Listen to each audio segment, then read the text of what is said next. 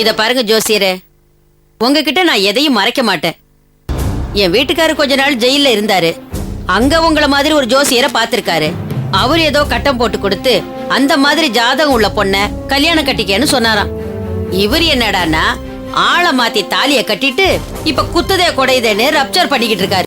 ஏய், நானாடி ரப்சர் பண்றேன்? இந்த உடையப்ப சும்மா இல்லாம ஒரு பீதியை கிளப்பி விட்டான். மனசுக்குள்ள வச்சுட்டு கவலைப்பட்டு இருக்கிறத விட சத்தத்தை தித்துக்கிறது நல்லது இல்ல?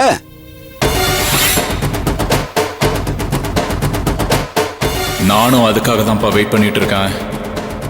இவளை கட்டிக்கிட்டதால உங்களுக்கு எந்தவித பிரயோஜனமும் இல்லைன்னு இந்த ஆளு சொல்லட்டும். அதுக்கப்புறம் இருக்கு இவளுக்கு தீபாவளி.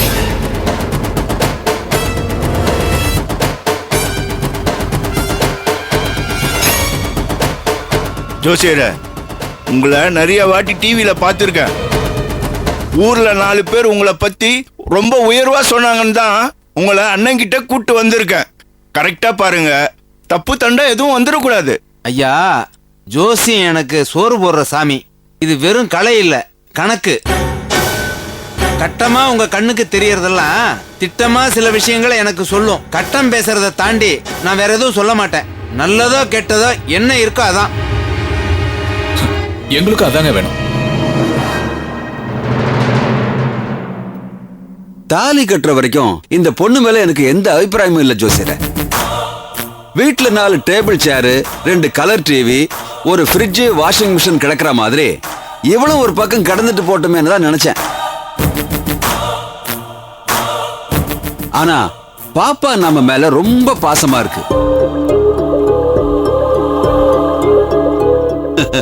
பக்குவமா நடந்துக்குது. நம்ம வீட்டுக்கு ஏத்த பொண்ணாதான் இருக்கு. ஐயா, ரொம்ப புகழாதீங்க. அவர் பேசட்டும். அது வரைக்கும் நீங்க சும்மா இருங்க.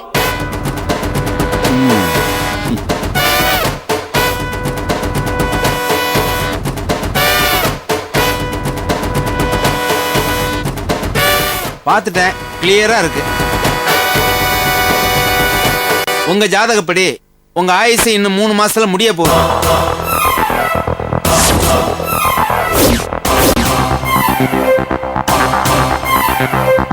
இத சொல்றதுக்கு என்ன மன்னிச்சிருங்க.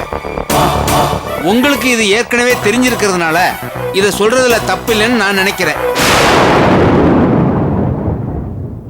அதை விடுங்க ஜோசியர, மேல சொல்லுங்க. இந்த பொண்ணோட ஜாதகத்துல தாலி பலம் ஸ்ட்ராங்கா இருக்கு.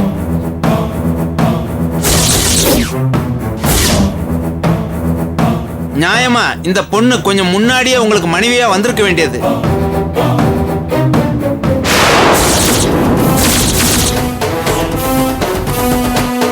அப்படி வந்திருந்தான்னா நீங்க சொன்னீங்களே ஜெயிலுக்கு போனதா, அது நடந்திருக்காது.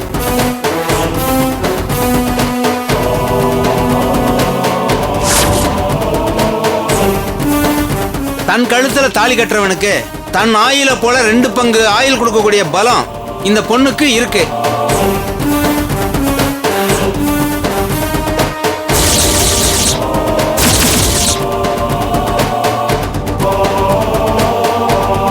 அப்படிங்களா? இந்த பொண்ணுக்கு ஆயுஷ் எத்தனை காலம்? அத பாத்தீங்களா? முதல்ல பார்த்தேன். 68 வயசு வரைக்கும் உங்களுக்கு ஆயில் கெட்டியா இருக்கும்.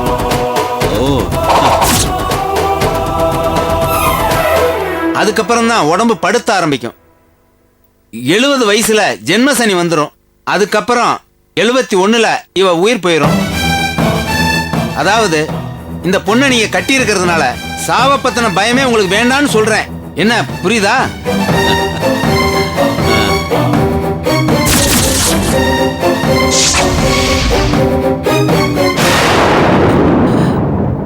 ரொம்ப சந்தோஷங்க.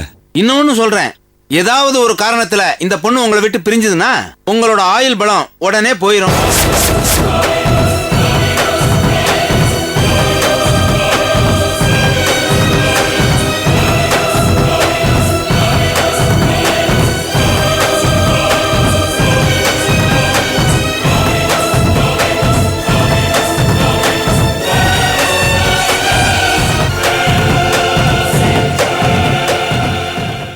விமர்சனங்கள் வரவேற்கப்படுகின்றன. அனுப்ப வேண்டிய முகவரி சினி டைம்ஸ் என்டர்டெயின்மெண்ட், எண் 1, ராஜா அண்ணாமலை சாலை, புரசைவாக்கம், சென்னை 84.